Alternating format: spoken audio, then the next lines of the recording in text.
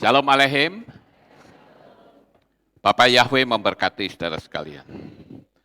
Pada pagi ini saya akan menyampaikan satu materi yang saya beri tema Gematria Menyingkap Misteri. Namun sebelumnya saudara-saudara kita akan berdoa terlebih dahulu. Ada permohonan doa untuk Bu Hadi yang katanya kakinya masih sakit. Jadi kita doakan sebentar supaya Bapak Yahweh memberikan kesembuhan. Mari kita tunduk kepala, kita berdoa bersama-sama untuk Bu Hadi. Bapak Yahweh, pada pagi ini sebelum kami memulai membahas firman-Mu, Bapak kami berdoa untuk Bu Hadi ya Tuhan, yang saat ini sakit kakinya, kami mohon pertolongan-Mu supaya Engkau memberikan kesembuhan, sehingga bisa kembali beribadah untuk memuliakan dan meninggikan Tuhan. Terima kasih Bapak Yahweh, kami menyerahkan Bu Hadi dalam tangan kasih-Mu, di dalam nama Adonai Yeshua HaMashiach, Juru Selamat kami yang ajaib, kami sudah berdoa dan mengucap syukur. Semua berkata, amin. Haleluya. Nah, Bapak Ibu yang terkasih, kita akan mempelajari tentang gematria. Gematria menyingkap misteri.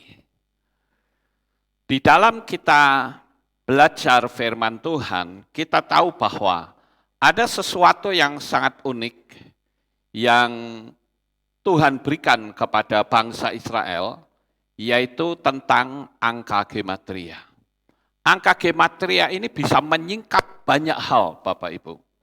Inilah keistimewaan dari bahasa Ibrani. Yang tentu hal ini tidak bisa dimiliki oleh bahasa manapun di atas muka bumi ini. Karena dari angka itu bisa memiliki banyak sekali pemahaman-pemahaman. Nah, inilah keunikan dari angka gematria.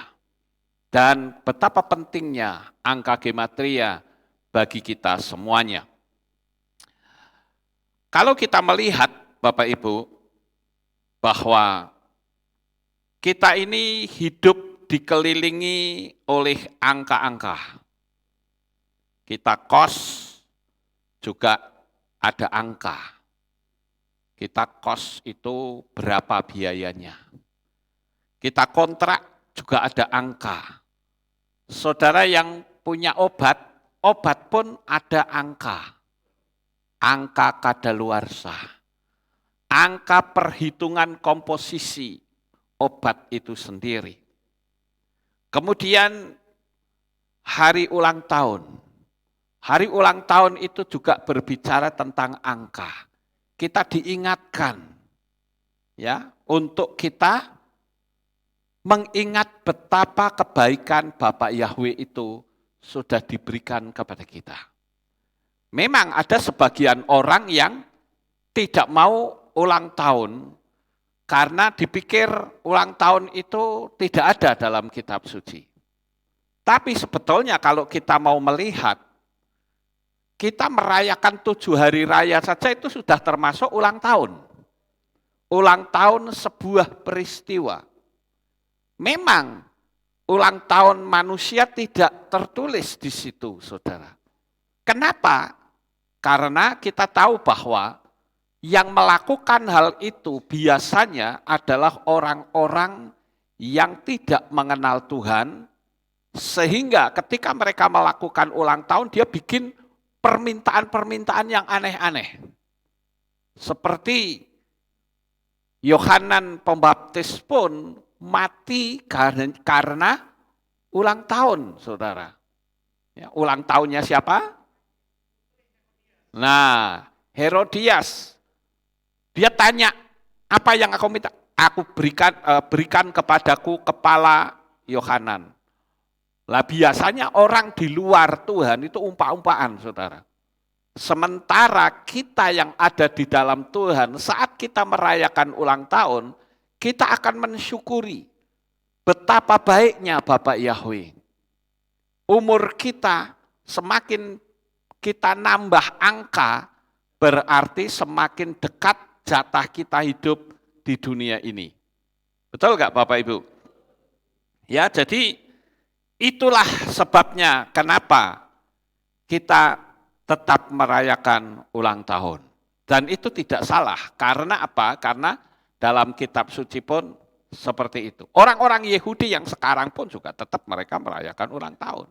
Ya, memang ada orang-orang Yahudi tertentu yang tidak melakukan, yaitu hak mereka. Tetapi yang jelas, kita tentu tahu bahwa kita hidup dalam bilangan angka. Nah, sebetulnya saya pernah menyampaikan materi ini beberapa waktu yang lalu, tapi saya akan coba untuk memberikan kembali tetapi dengan pola dan versi yang lain lagi. Kalau saudara melihat, itu saya menyampaikan 11 bulan yang lalu. Ya. Judulnya adalah makna angka gematria Ibrani. Nah, di situ saya juga sudah berbicara tentang makna dari angka. Namun, di manakah angka gematria itu tertulis di dalam kitab suci? Memang kata gematria itu sendiri tidak ada. Tetapi justru yang disebut gematria itu adalah nilai dari setiap huruf Ibrani.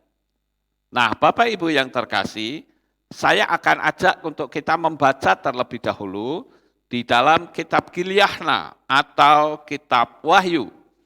Pasal 13 ayat 15 sampai 18. Demikian bunyinya. Dan kepadanya telah ditetapkan untuk memberikan roh kepada ikon binatang buas itu, supaya ikon binatang buas itu pun dapat berbicara, dan dia membuat sebanyak orang yang tidak menyembah ikon binatang buas itu agar mereka dapat dibunuh.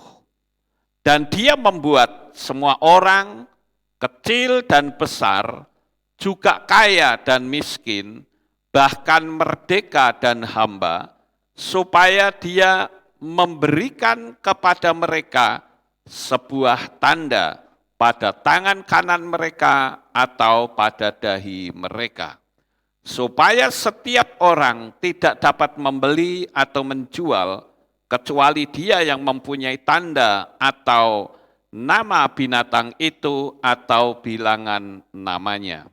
Perhatikan ayat 18. Inilah hikmat itu. Siapa yang memiliki pengertian, biarlah dia menghitung bilangan binatang buas itu, karena itu adalah bilangan seorang manusia, dan bilangannya adalah 666. Jadi di sini justru yang menyuruh untuk bermain-main dengan angka itu Tuhan sendiri. Melalui angka gematria, kita bisa memanggil nama Tuhan kita, juru selamat kita dengan panggilan yang tepat. Karena saat ini bermunculan banyak sekali pengajaran-pengajaran baru, dan orang menganggap kalau sesuatu yang baru mesti benar, belum tentu. Tapi itu dari Israel, belum tentu. Karena di Israel itu begitu banyak aliran-aliran, saya pernah menyebutkan beberapa waktu yang lalu. Tetapi terlepas dari semua aturan yang ada, yang perlu kita perhatikan adalah apakah itu sesuai dengan firman Tuhan atau tidak. Kalau itu tidak sesuai dengan firman Tuhan atau menabrak teologianya kitab suci kita, ya jangan diikuti, saudara. Sekarang ini muncul pengajaran yang mengatakan bahwa nama Tuhan itu bukan Yahweh, tetapi Ahayah. Ya, Ahayah manggilnya. Terus muncul lagi bahwa panggilan juru selamat kita itu adalah Yehosua. Ada yang berkata Yahshua. Nah sekarang yang benar itu yang mana? Nah mungkin kalau kita tidak ngerti angka gematria, kita akan menganggap, oh sama saja. Ya. Mau Ahayah kek, toh juga muncul kata Yahnya. Kemudian Yehosua, mungkin juga mereka berkata Yahsua. Tetapi Bapak Ibu, kalau kita mengangkakan, mendigitalkan nama-nama tersebut, maka kalau dia tidak sesuai dengan huruf Yod He, Waw He, pasti salah. Sekarang kalau orang berkata Ahayah, tulisannya seperti apa? Bisa enggak dia cocok dengan Yod He Waw He, dengan angka yang sama? Pasti tidak akan cocok, bukan? Orang bilang, wah Pak Luka cocokmologi.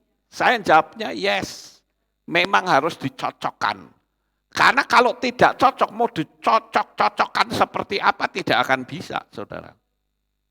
Oleh karena itu, disinilah saya katakan angka gematria itu sangat unik sekali. Nah, coba kita akan melihat kembali tentang angka ini yang sekali lagi cukup unik. Mari kita akan buka di dalam kitab Yohanan atau Yohanes pasal 21 ayatnya yang ke-11.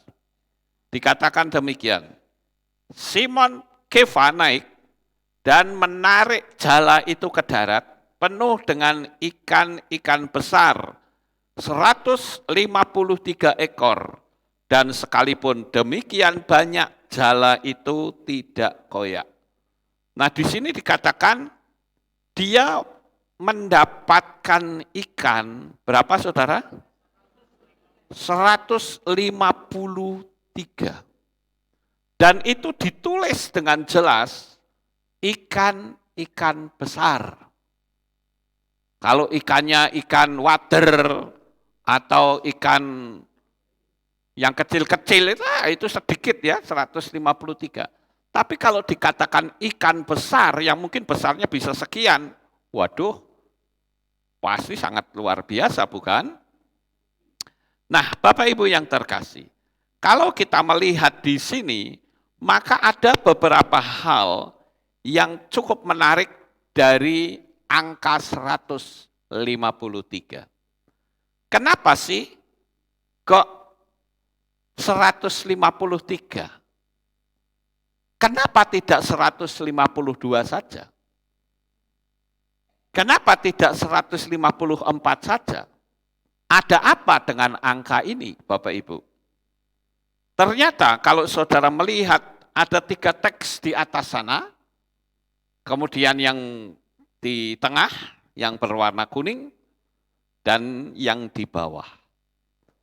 Teks-teks itu memiliki nilai yang sama, yaitu 153. Inilah maksud dari apa yang disampaikan oleh Yeshua. Peristiwanya kan di situ murid-murid tidak mendapatkan ikan, bukan? Lalu Yeshua katakan, yuk sekarang tebarkan jalamu. Lalu ditebarkan sehingga mendapatkan ikan 153. Kalau saudara melihat teks yang paling atas, saya mau tanya itu membacanya apa? Ya, Beni Ha Elohim, tepat sekali. Beni Ha Elohim. Itu jumlahnya berapa? 153. Ya. Nah, kalau saudara melihat Beni Ha Elohim, itu artinya putra Elohim, saudara. Kenapa? Karena yang memberi ikan itu siapa? Yeshua. Kemudian di nilai yang sama, yang warna kuning membacanya apa saudara? Ani ha Elohim. Ayo sekarang saudara mesti ingat-ingat baik ya. Ani ha Elohim. Ani ha Elohim itu artinya adalah aku itu Elohim. Jadi Yeshua itu adalah Elohim, Bapak Yahweh sendiri, saudara. Makanya kalau ada orang yang mengajarkan bahwa Bapak Yahweh dan Yeshua itu pribadi yang berbeda, bahkan disebut Dwi Tunggal, itu sudah bukan ehad lagi. Nah di sini kita mesti berhati-hati Bapak Ibu. Karena kalau kita tidak berhati-hati, kita bisa salah teologi, kita nabrak teologiannya Ibrani. Dan ini justru yang dikatakan sesat. Kemudian kita lihat yang bagian bawah. Nah di bawah ini, itu ada huruf yang angka gematrianya itu sama. Yaitu Neemanhu. Ya, Neemanhu. Itu artinya dia yang setia. Nilainya 153. Nah memang kalau kita melihat dari angka-angka gematria itu banyak sekali keunikan-keunikan yang terjadi. Kenapa orang-orang Ibrani itu menetapkan angka itu? Saya yakin itu bukan buah pikiran manusia. Karena kalau saya katakan pikiran manusia, enggak nyandak saudara-saudara. Karena terlalu unik kalau kita bicara tentang angka gematria. Karena itu bisa membuat sebuah kalimat-kalimat tertentu atau filosofi tertentu yang akan menjadi petunjuk bagi kita semuanya. Nah, saya ambil contoh yang lain.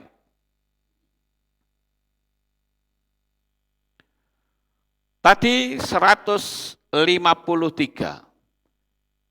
Berapakah jumlah bilangan yang kalau ditambah semua nilainya 153, maka kita menemukan 17 digit.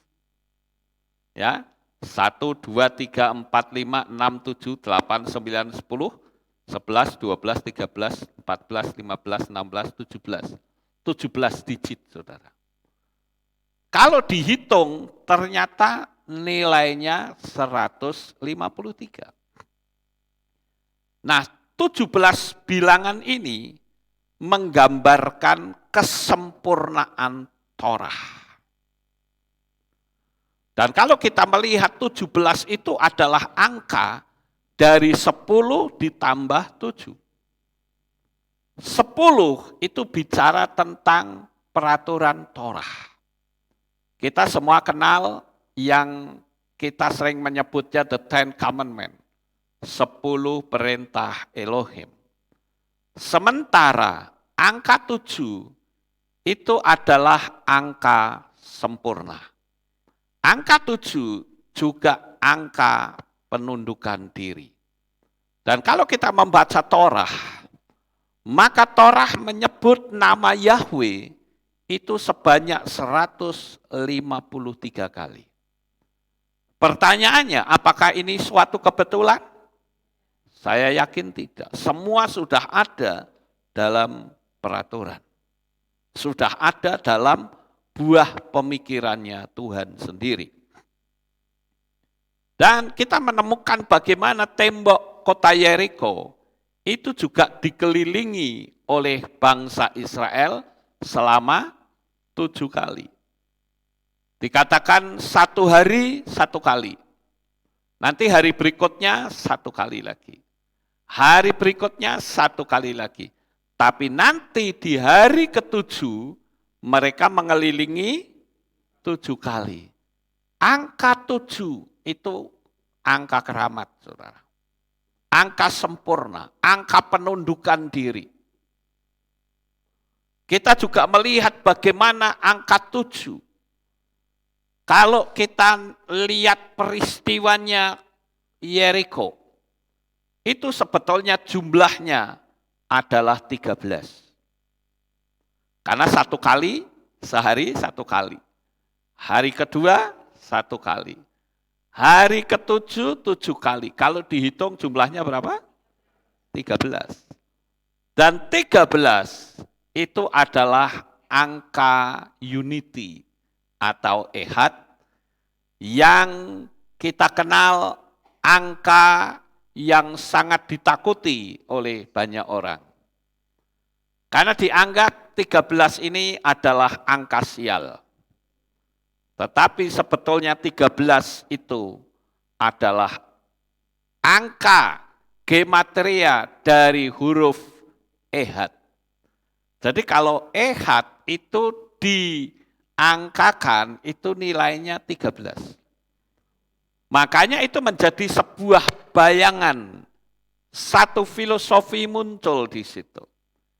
Yaitu, jikalau kita masalahnya seberat dan setebal dinding tembok Yeriko sekalipun, kalau kita ehad, kita bersatu, maka dengan kesatuan, setebal apapun dinding tembok Yeriko akan runtuh. Setebal dan seberat apapun masalah saudara, kalau kita ehad, kita menyatu, maka tidak ada masalah yang tidak terselesaikan. Minimal dari diri kita sendiri bersatu. Kadangkala pikiran dan hati kita enggak menyatu, Bapak Ibu. Itu yang dikenal dengan koheren, itu menyatu. Kalau pikiran dan hati menyatu, maka apapun yang menjadi misi, visi kita pasti terwujud. Cuman masalahnya memang kita hidup dalam dimensi waktu. Karena hidup dalam dimensi waktu, tentu kita akan ada dalam masalah waktu. Tetapi iman kita tidak boleh luntur. Tetap kita meyakini bahwa apa yang menjadi misi, visi kita itu pasti terjadi. Hanya masalah waktu saja. Jadi angka 13 itu adalah angka unity, angka yang sangat luar biasa. Makanya setan tidak mau. Sehingga dia bikin ulah di setiap angka 13. Makanya saudara tidak menemukan hotel punya kamar nomor 13. Lift juga tidak ada angka 13. Nah, Bapak Ibu yang terkasih, kita juga melihat kembali ke angka 7 yang dikatakan sempurna. Kita setelah mempelajari firman Tuhan, kita menemukan bahwa ada 7 hari raya yang ditetapkan oleh Bapak Yahweh untuk kita merayakannya turun-temurun dan sampai selama-lamanya. Tetapi kembali lagi, setan itu tidak suka dengan apa yang ditetapkan oleh Bapak Yahweh. Dia berusaha untuk membuat manusia itu keluar dari jalur yang ada. Kemudian kaki Dian Menorah yang kita lihat di sana menyala. Kaki Dian Menorah itu juga memiliki cabang ada 7. Yeshua, kalimat nama juru selamat kita Yeshua, juga kepalanya ada 7. Yeshua, Yod itu 1. Shin itu kepalanya 3. Wow itu 1 dan Ain itu 2. Yeshua itu kepalanya 7. Makanya Yeshua mengatakan, akulah terang dunia. Karena menorah itu berada di ruang kudus. Tempat yang sudah tertutup dan itu tempat gelap. Satu-satunya penerang yang ada di ruang kudus itu adalah kaki tian menorah. Di dalam kehidupan di dunia ini pun, Yesua pernah berkata, "Akulah terang dunia." Jadi, dalam situasi gelap seperti apapun, kalau kita mengundang Yesua tinggal dalam diri kita, maka akan ada terang dan kehidupan kita akan menjadi jauh lebih baik karena ada pertolongan Tuhan yang sangat luar biasa. Itulah kalau kita melihat dari angka-angka gematria. Kemudian kita juga melihat Yesua disalibkan pada hari Pesah, yakni hari ke-14 bulan Nisan dan bangkit 3 hari kemudian atau hari yang ke-17. Kemudian kalau dijumlahkan seperti yang tadi sudah kita lihat di muka, angka 1 plus 2 plus 3 plus 4 hingga mencapai 17 digit, maka akan kita temukan angka 153. Kembali lagi di situ saya pertanyakan, apakah ini suatu kebetulan? Tentu saja tidak. Jadi secara rahasia dia sedang menunjukkan identitasnya bahwa Yesua itu adalah Yahweh sendiri. Nah, Bapak Ibu Saudaraku yang terkasih, saya seringkali memberitahukan kepada banyak di antara teman-teman apa yang akan kita lakukan ketika kita mendapat ikan sebanyak itu, 153 ekor. Kira-kira kalau saya tanya kepada saudara, apa yang akan saudara lakukan dengan ikan yang sebanyak itu? Apa yang akan kita lakukan? Mungkin saya tanya ya, ada 2 orang yang akan saya tanya. Kira-kira kalau Lukman menjala ikan, dapat ikan 153 gede-gede lagi, mau diapain? Apa? Dibagi-bagikan kepada siapa? Nah, dibagi-bagikan dah pokoknya ya. Terus yang kedua, kalau Andreas mendapatkan ikan sebanyak ini, akan dipakai untuk apa?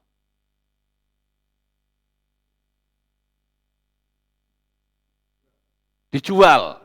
Ya. Kemudian, satu lagi deh. Kalau Siska dapat ikan sebanyak ini mau diapain? Oh, dimasak. Waduh, masak ikan 153. Wow, banyak sekali, ya. Siapa yang makan itu nanti? Gede-gede loh, bukan kecil-kecil loh, ya. Nah, 3 jawaban itu tidak ada satupun yang pernah berpikir bahwa ikan ini pemberian dari Tuhan dan harusnya dikembalikan kepada Tuhan 1/10 atau perpuluhan. Betul nggak Bapak Ibu? Nah coba 153, 1 plus 5 plus 3 jadinya berapa? 9. Dan 9 ini adalah angka keberuntungan. Berapapun kalau dikalikan 9 pasti hasilnya utuh. Saudara. Saya ambil contoh, 4 kali 9 berapa tuh? 36 ya. 3 plus 6, 9. 9 kali 2, 18. 1 plus 8 sama dengan 9. 9 kali 5, 45. Oh, kita belajar matematika pagi ini ya. 45. 4 plus 5 jumlahnya 9. Itu sebabnya kenapa kitab suci menulis adanya angka gematria, kitab suci juga menulis adanya persepuluhan. Karena jikalau kita mendapatkan berkat, maka 10%-nya itu tidak boleh kita pakai, saudara. Apapun alasannya. Sekalipun sekarang sedang muncul pengajaran untuk saat ini tidak perlu mengembalikan perpuluhan karena Yesua tidak pernah bicara tentang perpuluhan. Siapa bilang, saudara? Kemarin saya sudah memberikan sedikit masukan bahwa perpuluhan ini tidak pernah terhapus dari muka bumi. Kita bisa nggak menghapusnya? Tentu saja bisa. Kita yang menghapus. Sehingga kita berpikir, aku ngapain mengembalikan perpuluhan? Enakan gembalanya kalau begitu. Ya saya katakan kalau Anda memang berpikir seperti itu, jangan kasihkan sama gembala. Enggak usah. Kalau saudara keberatan juga enggak perlu mengembalikan. Tetapi resiko yang ada adalah kitab suci sudah menulis adanya belalang pelahap, belalang pelompat, dan belalang pengirip. Itu resikonya. Dan saya percaya bahwa apa yang ditulis kitab suci itu adalah benar. Kenapa seseorang diharuskan untuk mengembalikan perpuluhan? Itu untuk menciptakan yang pertama, mensyukuri bahwa itu berkat dari Bapa Yahweh. Yang kedua, saudara memiliki mental yang kaya. Karena orang kalau kaya mengembalikan 10% berat atau tidak? Tidak, saudara. Tuhan itu tidak butuh jumlah. Tetapi yang Tuhan butuh adalah persennya, itu sudah ditetapkan. Jadi jangan sampai kita berpikir, wah, aku nggak perlu mengembalikan perpuluhan. Kalau tidak perlu, ya nanti tetap duit saudara akan keluar juga. Percaya deh. Tapi keluarnya bahkan lebih dari 10%, saudara.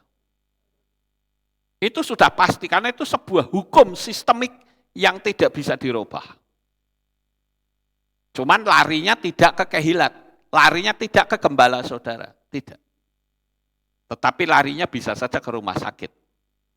Bisa saja larinya ke perampok, bisa enggak seperti itu?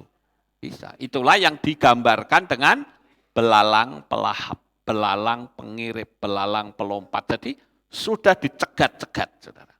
Maka saya sering membahasakan, kalau ada pendeta yang mengatakan bahwa tidak perlu perpuluhan, itu saya katakan mungkin pendetanya punya bisnis, jadi nggak butuh perpuluhan. Dia sudah dapat income tersendiri. Atau yang kedua, pendetanya sombong, seolah-olah dia nggak butuh duit, saudara. Dan yang ketiga, pendeta ini tidak ngerti dunia alam roh. Bahwa sebetulnya apa yang telah ditetapkan kitab suci tidak bisa diubah. Saya punya banyak sekali kesaksian dari orang-orang yang tadinya mengembalikan apa yang menjadi haknya Tuhan dan dia stop. Akibatnya berantakan semuanya. Dan untuk pulih, bahkan ada yang sampai hari ini belum pulih.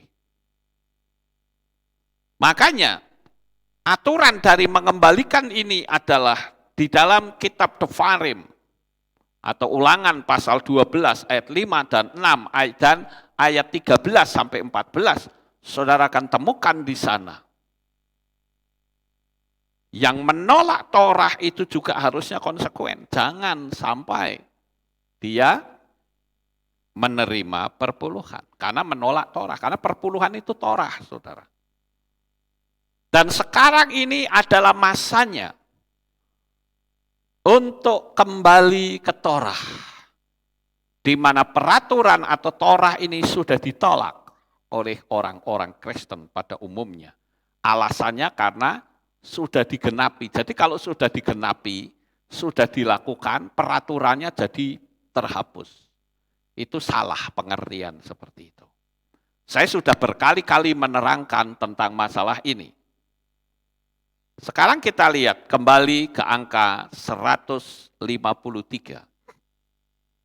153, satunya itu adalah huruf alef. 5 itu huruf he, dan 3 itu huruf gimel. Nah, kalau itu dijadikan sebuah kalimat, maka akan membentuk kalimat yang berkata, Tuhan memberikan kemajuan dalam setiap usaha kita. Alef itu adalah mewakili Tuhan. Karena alef itu orang luar menyebutnya something divine, sesuatu yang bersifat ilahi. Kemudian he itu memberi. Dan gimel itu adalah merupakan kemajuan dalam usaha kita. Gimel itu simbolnya adalah onta. Kita tentu masih ingat bagaimana ada ayat yang mengatakan lebih mudah seekor unta masuk lubang jarum daripada orang yang banyak hartanya. Kenapa seperti itu? Karena kalau saya bicara lubang jarum, jangan saudara pikir itu jarum benang yang kita sering pakai, bukan itu.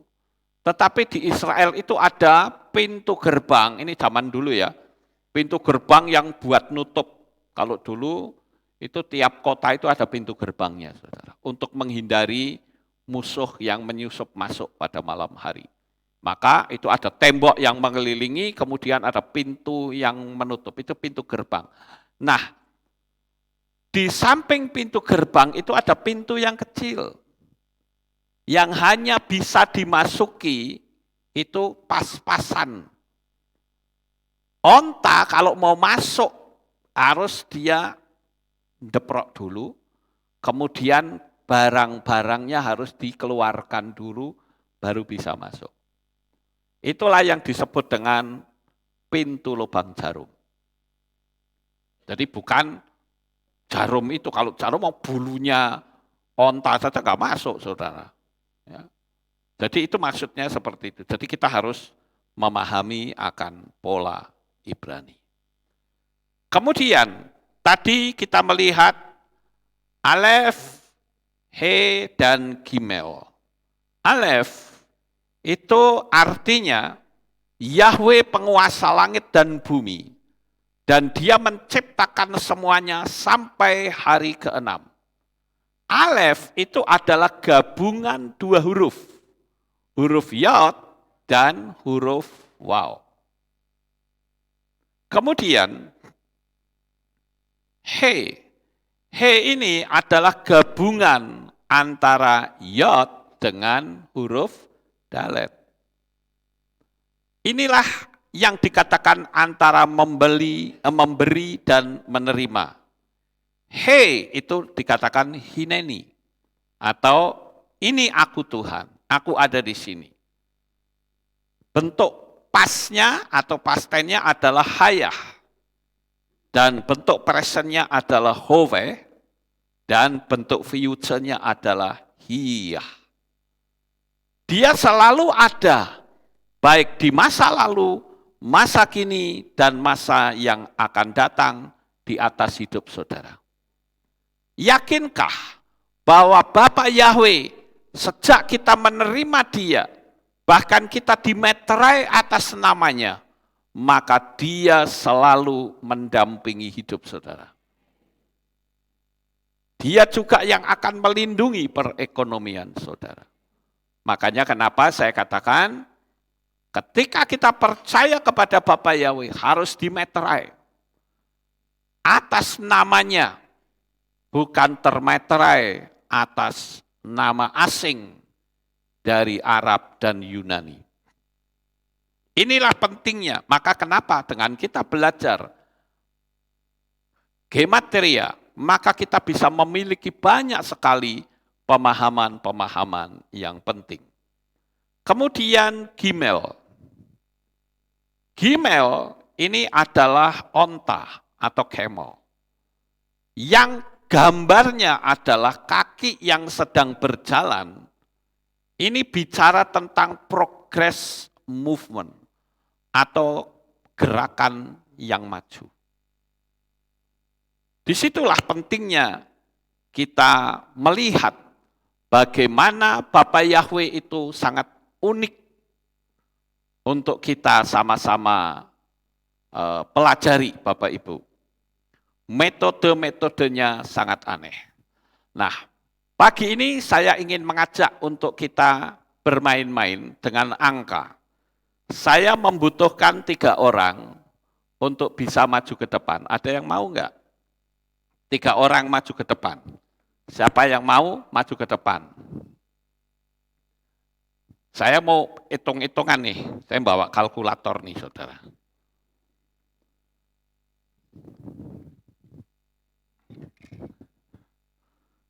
Ada yang mau maju?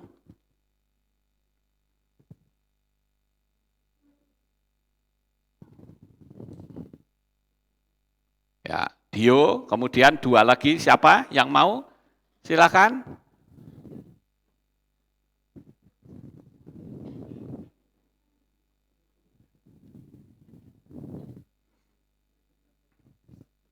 Ya, ada lagi, 1 lagi.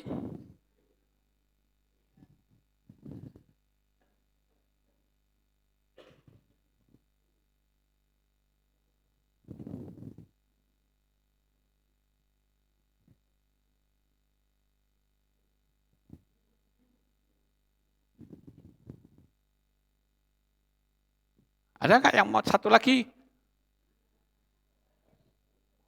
Ya, Mario sini. Naik, lepasin dong sepatunya.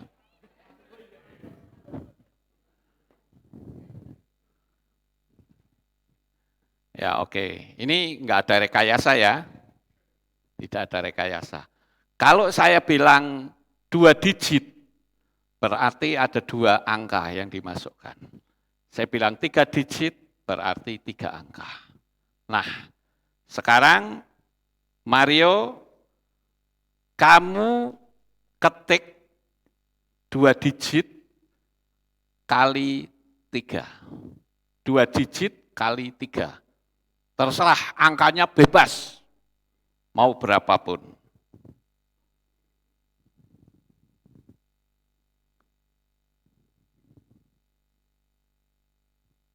Kali 3. Loh, nggak sebentar, aduh kacau semua nih.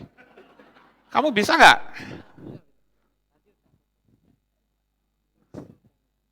Berapa? 50 kali 3. Oke, sekarang kamu Dio.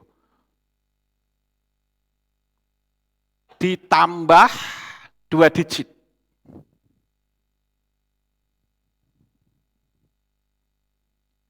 Ditambah 2 angka. Terus kamu Beauty. Kali 5. Atau kali terserah deh, jangan 5, terserah kamu berapa.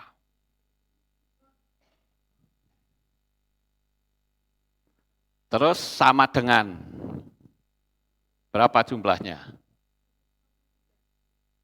Berapa saudara? 153. Lihat, saya sudah punya prediksinya di sini. Haleluya. Ya. Nah, apa arti permainan ini, Bapak Ibu? Permainan ini adalah memiliki filosofi. Ya. Filosofinya adalah bahwa mereka orang-orang yang saya pilih, atau mereka yang datang sendiri, kemudian mengikuti sistemiknya yang saya bikin di sini. Dan ketika dia mau menggunakan polanya seperti apapun, dia akan ikut sistemiknya saya. Sehingga ketika saya menetapkan 153, dia mau tulis berapapun, saya paksa untuk hasilnya 153. Sampai di sini paham? Artinya, ketika saudara masuk dalam hukum sistemiknya Bapa Yahweh,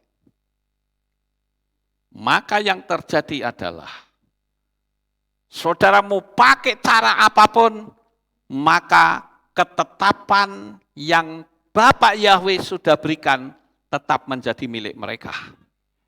Yaitu jaminan keselamatan yang pasti. Nah sekarang, dari ketiga saudara kita ini, saya ingin membuat satu permainan lagi. Sekarang kamu home pimpah harus menang satu, harus dapat satu. Home pimpah.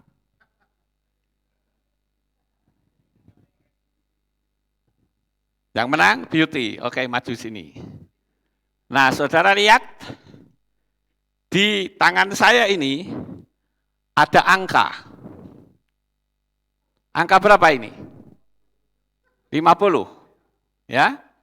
Yang lain boleh duduk. Sorry ya. 50. Bisa di zoom enggak di sana? Coba di zoom supaya kelihatan.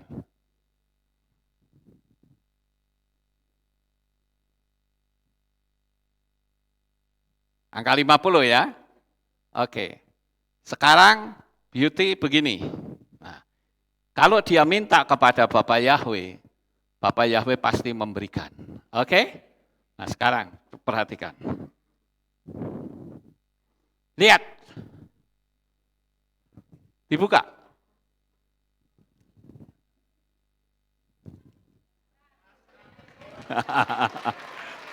Haleluya. Ya, silakan duduk. Ya. Enggak, biar buat dia. Ya, itu menjadi gambaran ya Bapak Ibu.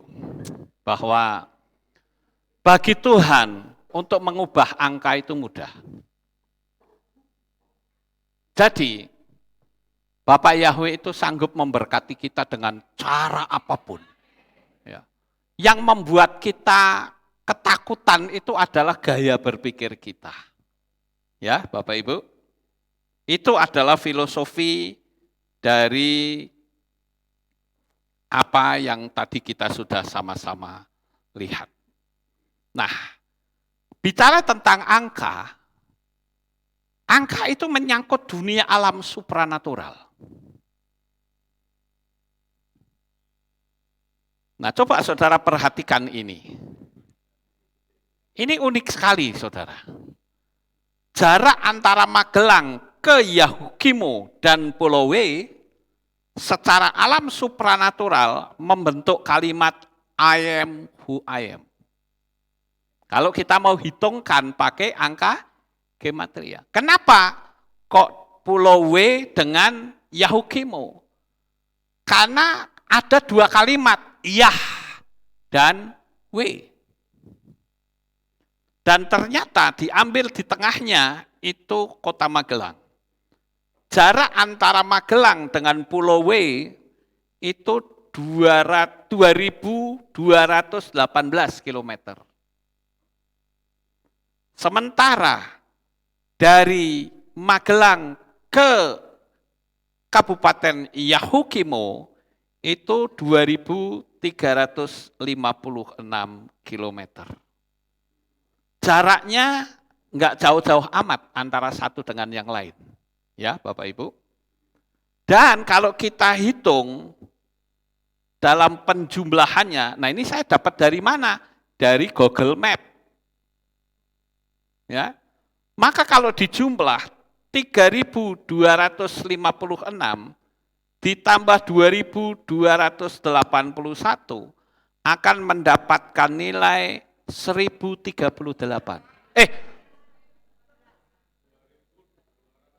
2.218 ya, sorry. Ya. Salah nulis. Saya kalau di angka-angka mesti kadang suka begitu ya. Nah, kalau sudah lihat di sini, maka kalau kita lihat ketemunya adalah 1038 itu di kalkulator gematria itu ditemukan sebuah kalimat I am who I am. Ya. Artinya aku ada yang aku ada. Dan kalau saudara perhatikan sejarah pemberitaan nama Yahweh atas nama institusi, walaupun banyak orang yang sudah ngerti, tetapi yang pertama kali menyuarakan nama Yahweh di Indonesia secara terang-terangan itu dari Magelang. Apakah itu satu kebetulan? Tidak.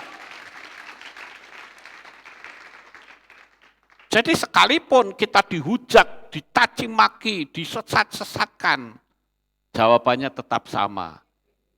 Emang gua pikirin. Dan Yahweh itu tidak bisa diatur dengan cara apapun. Ketaatan saya untuk tetap menyuarakan nama Bapa Yahweh, itu karena Dia sudah menetapkan bahwa aku ada yang aku ada. Dimulai dari kota Magelang, dari tempat kita. Haleluya. Dan sekarang kita lanjut, saudara. Kalau kita melihat jarak antara Indonesia dengan Israel, kita menemukan angka 9.059 kilometer. Itu jarak dari Magelang ke Israel. Nah, coba kita lihat angka ini, saudara. 9059. 9 plus 0 plus 5 plus 9 jumlahnya 23. Dan 23 itu bicara tentang Torah. Karena 2 plus 5 sama dengan, 2 plus 3 sama dengan 5. Saya ngomong salah mulu. 2 plus 3 sama dengan 5. Dan dari iman kita yang memulai pertama kali teriak tentang Torah juga dari sini, saudara. Haleluya.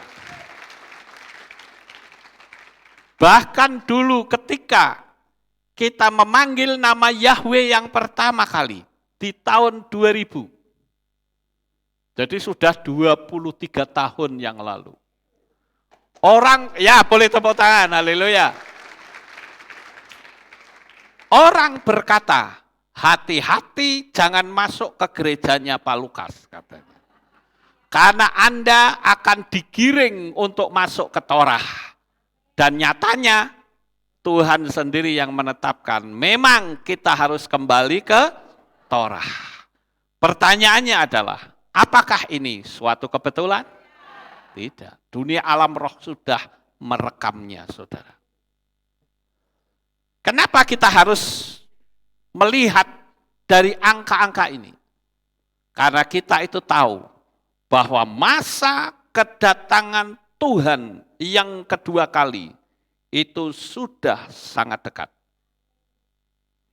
Seperti kita melihat tentang angka-angka, itu bukan sembarangan Tuhan main tulis angka, saudara. Seperti misalnya Yesua puasa 40 hari, 40 malam. Kenapa harus muncul angka 40? Nah, 40 ini kalau kita lihat dari angka gematria adalah ada kalimat Yahuwah yang artinya Yahweh, Yahuyah, ya, Yahuyah itu artinya Yahweh melihat. Ini bukan nama loh ya, jangan ditulis nama ini nanti keliru lagi, saudara. Yahuyah itu artinya Yahweh melihat. Dalam teks bahasa Inggris ditulis Yahweh see, see itu melihat. Ya. Jadi saya katakan jangan kita ragu. Keberadaan kita di tempat ini, itu adalah karena Yahweh melihat hati kita semua. Haleluya. Karena kita mau hati kita memiliki space yang lebar. Nah, Bapak Ibu yang terkasih, sekali lagi kita melihat bagaimana Bapa Yahweh yang Maha Kuasa itu berusaha untuk menyatakan diri kepada hidup kita. Maka saya selalu mengatakan gini, izinkan Tuhan membuat cerita melalui diri kita. Sekali lagi, izinkan Bapak Yahweh membuat cerita mujizatnya sendiri melalui diri kita. Mujizat itu akan nampak indah justru ketika banyaknya hambatan yang kita hadapi. Dan pertolongan Bapak Yahweh tidak pernah meleset. Pertolongannya itu selalu tepat.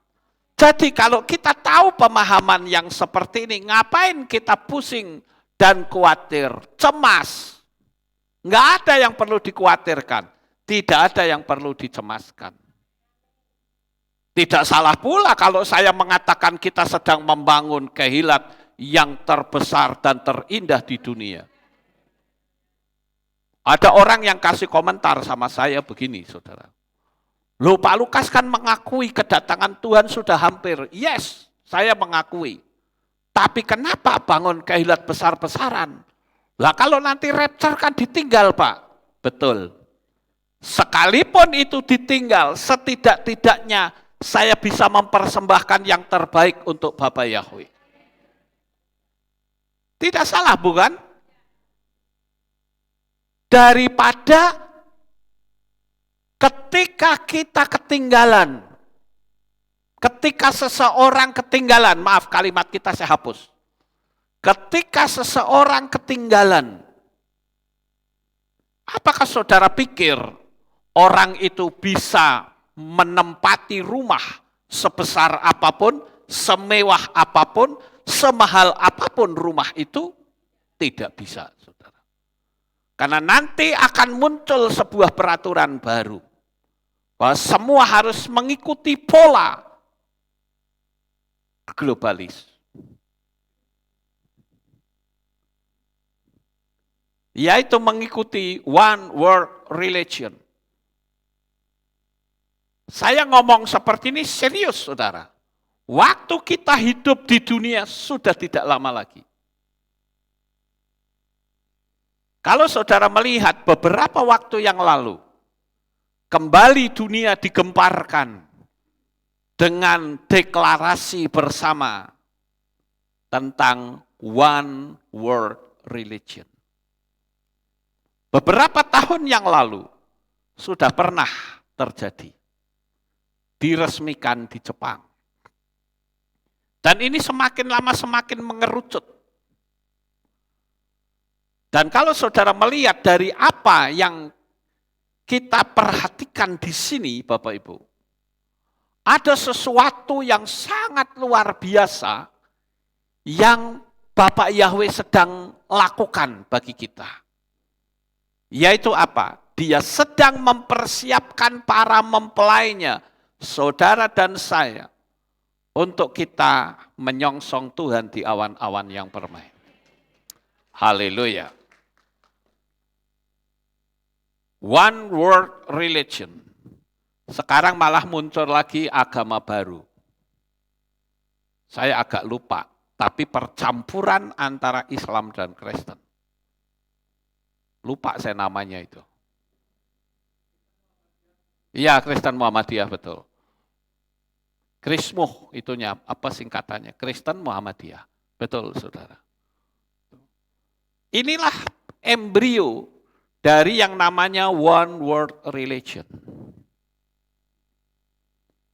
Beberapa waktu yang lalu, ada satu perayaan bersama besar-besaran di Boston, Amerika. Perayaan 10 tahun berdirinya komunitas pemuja setan di Amerika Serikat yang dikenal dengan The Satanic Temple. Saya perlu kasih tahu bahwa Satanic Temple itu beda dengan Satanic Church itu beda, saudara. Dia beda pemimpin, beda visi dan misi. Tapi semuanya intinya sama, pemuja setan. Dia melakukan atau menggelar pertemuan terbesar sepanjang sejarah di Boston dengan tema Hexennacht.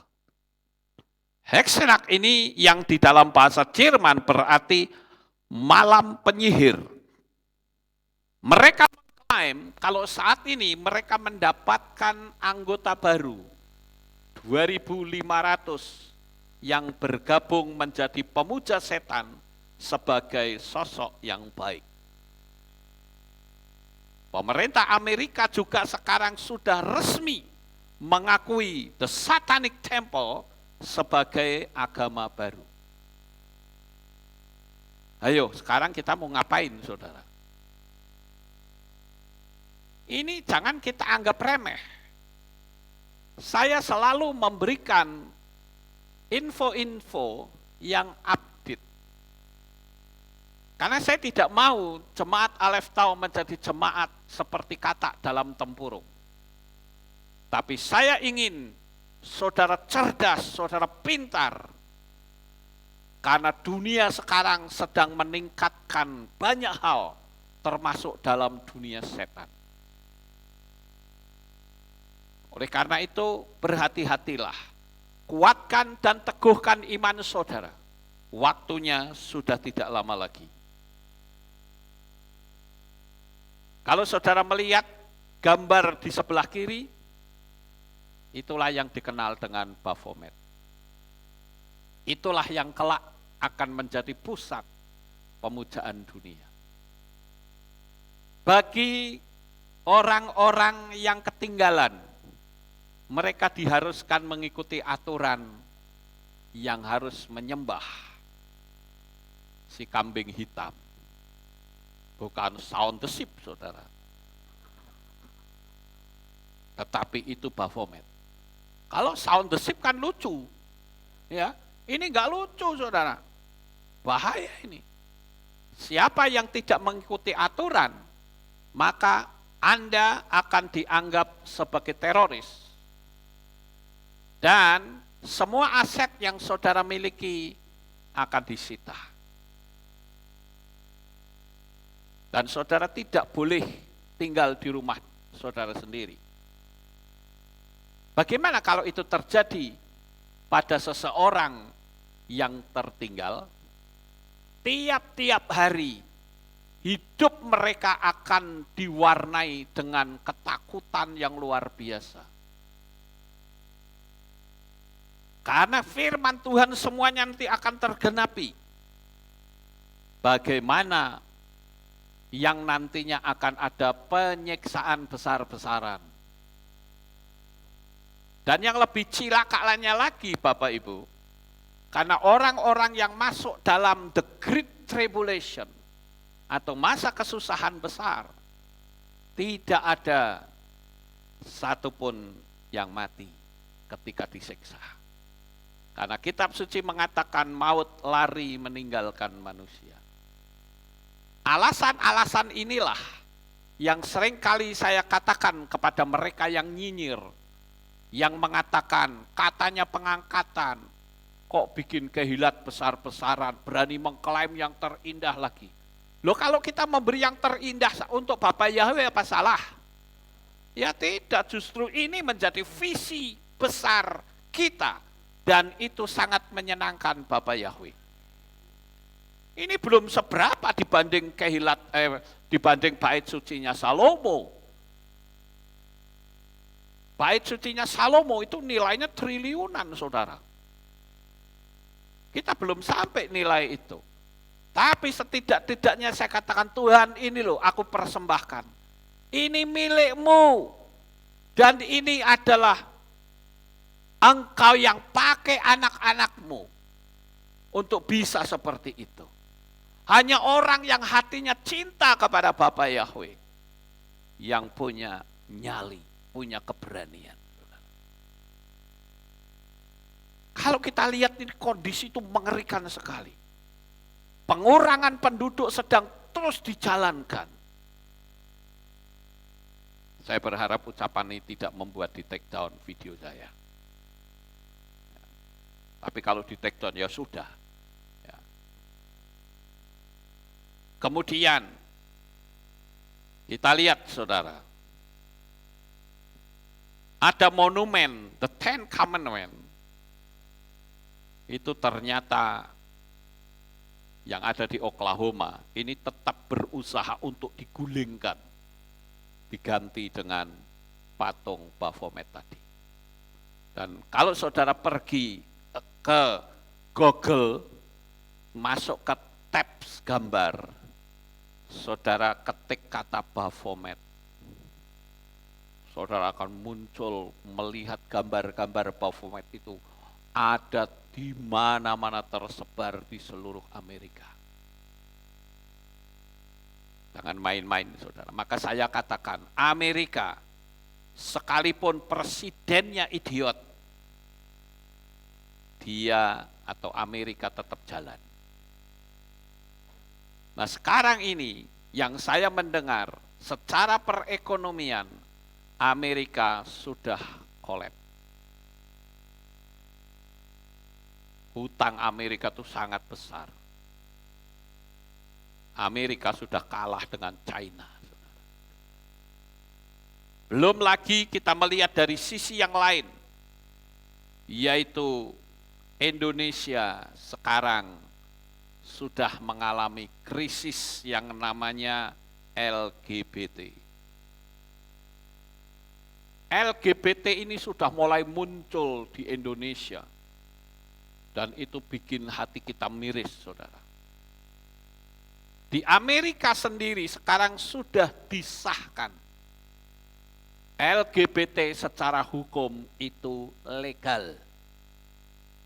Jadi kalau ada pendeta satu gereja yang jemaatnya laki-laki kawin sama laki-laki dan tidak merestui, maka gereja tersebut ditutup dan gembalanya masuk penjara. Sekarang sudah diterapkan. Hati-hati Bapak Ibu, jangan kita main-main, ini kondisinya mengerikan. Mungkin kita berkata, oh kalau itu enggak mungkin di Indonesia. Ingat, ini kita berurusan dengan dunia alam supranatural.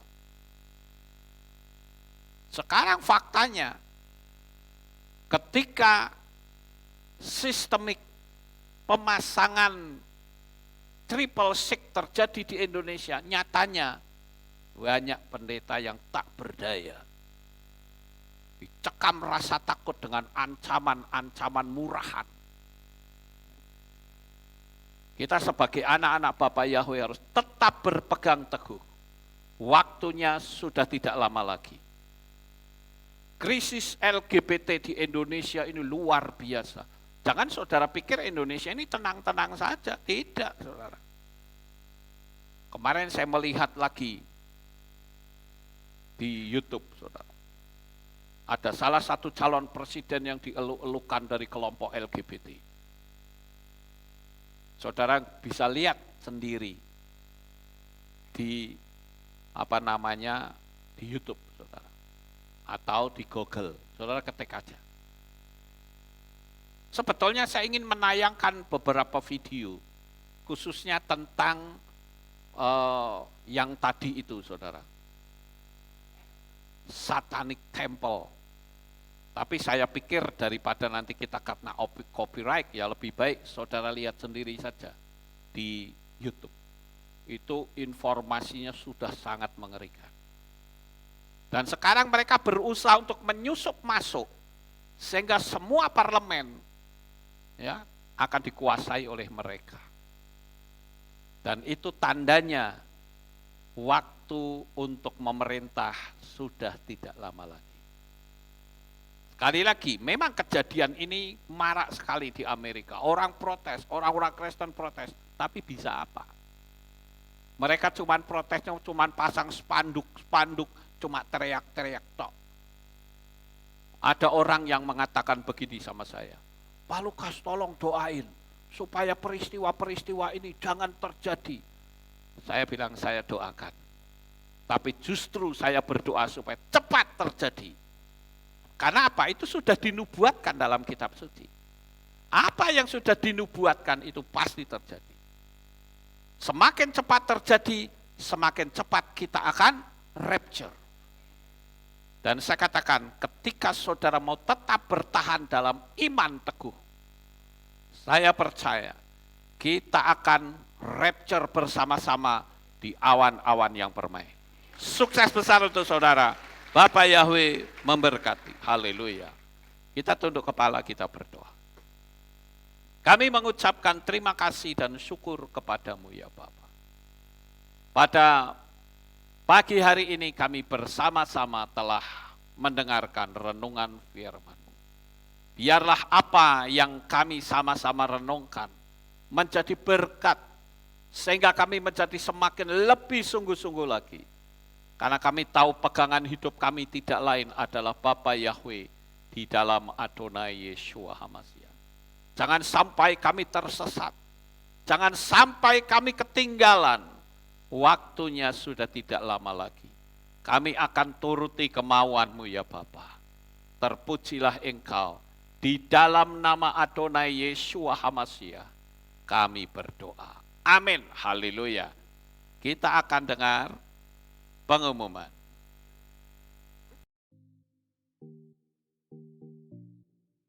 Shalom. Berjumpa kembali dalam Aleph Tau Update News. Berikut kami sampaikan pengumuman minggu ini. Ibadah Men's Club hari Selasa 6 Juni 2023 akan diadakan di rumah Pak Edi Talun, Muntilan.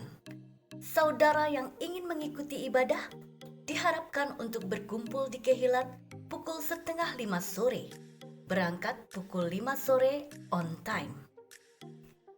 Divisi Kaum Wanita akan mengadakan tur ke Batu Malang dan dibuka untuk jemaat umum pada tanggal 27 sampai 30 Agustus 2023 dengan biaya sebesar Rp1.200.000. Adapun objek wisata yang dikunjungi adalah Santera de la Fonte, The Legend Star, Malang Night Paradise, Taman Bunga Selekta, dan Museum Angkut.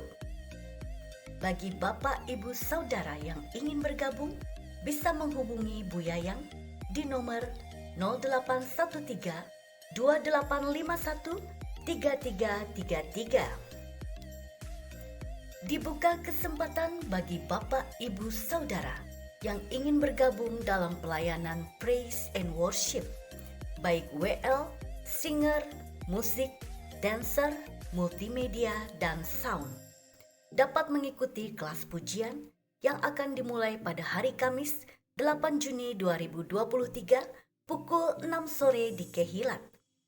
Bagi yang ingin mendaftar, dapat menghubungi Saudara Ferry di nomor 0858 6622 2527. Demikian pengumuman untuk minggu ini. Sukses besar untuk saudara. Bapak Yahweh memberkati. Amin.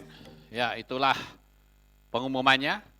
Dan sekali lagi, supaya nanti tidak ada yang tanya-tanya sama saya, bagi saudara yang ikut streaming dan ingin mengikuti tur ke Malang, saudara langsung berhubungan dengan Ibu Yayang. Tadi kontak personnya sudah ada, ya, waktunya kapan pendaftaran supaya segera kalau mau ikut saudara, karena ini menyangkut masalah bis, ya, berapa bis gitu. Jadi bagi saudara yang ada di luar kota yang mau ikut supaya segera mendaftar ke Ibu Yayang. Kontak person sudah tercantum tadi. Jadi jangan tanya ke saya, ya. Oke, baik Bapak Ibu, ini saja yang bisa saya sampaikan. Kita akan akhiri kebaktian kita. Saya mengundang jemaat Tuhan kita bangkit berdiri, kita tutup dalam doa. Terima kasih Bapak Yahweh. Selesai sudah ibadah kami. Dari awal, pertengahan, sampai pada akhirnya. Sebentar lagi kami akan pulang ke rumah kami masing-masing. Jaga lindungi peliharakan kami sampai di rumah dengan selamat. Tutup bungkus dengan kuasa-Mu. Kami percaya Bapa Yahweh akan senantiasa menopang di dalam setiap kehidupan kami. Terima kasih Tuhan. Kami mohon Bapa berkenan untuk mengirim malaikat-malaikatnya untuk mendampingi umat-umat-Mu. Amankan mereka ya Tuhan.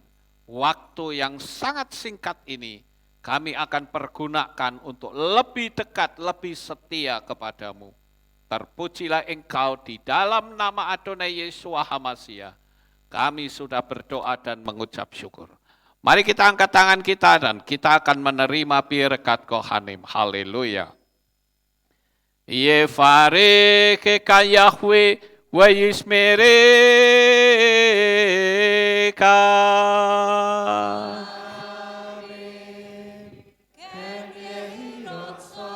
Yair Yahweh panau eleka wihuneka.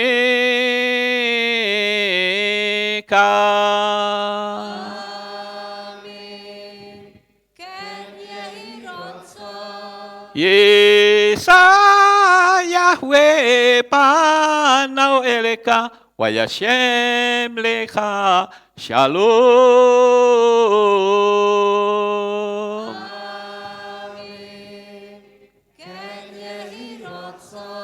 Baruk atabair ufaruk atabasareh. Engkau akan diberkati di kota dan kau akan diberkati di ladang.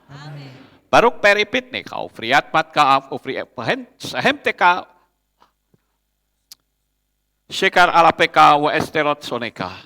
Diberkatilah buah kandunganmu, diberkati hasil bumimu, diberkati hasil ternakmu, anak-anak lembumu dan anak-anak dombamu. Baruk tan akau misyar teka, diberkatilah bakulmu dan tempat adonanmu. Baruk ata boboy kau faruk ata berseteka, dan kau akan diberkati pada waktu engkau masuk, dan engkau akan diberkati pada waktu engkau keluar. Baruk ata Yahweh Eloheinu melek haolam, Besem Yeshua HaMashiach Ruach HaKodes Kile Olam Faed. Kami sudah berdoa dan mengucap syukur. Haleluya.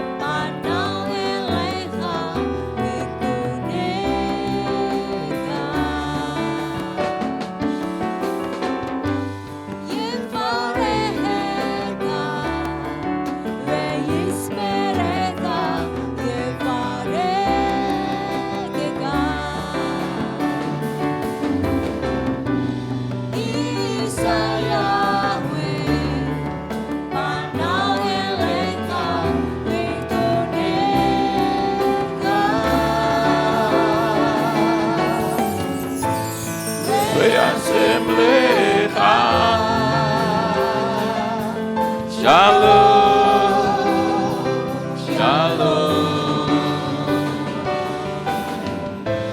We'asem lecha. Shalom, shalom.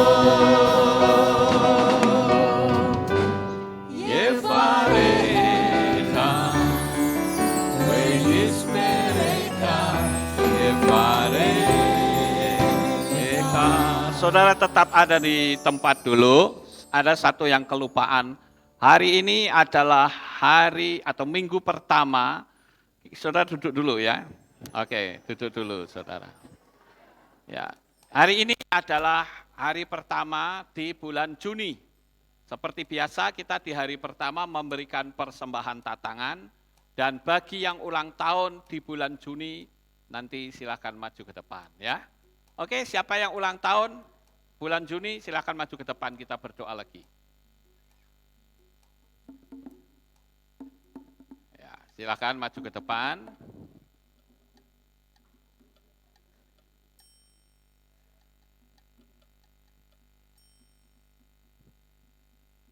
Ya, mari kita bangkit berdiri, Bapak Ibu, kita akan tutup di dalam doa. Khususnya kita berdoa untuk yang berulang tahun. Dan saudara diberi kesempatan untuk memberikan persembahan tatangan di kotak belakang. Kita berdoa sekali lagi.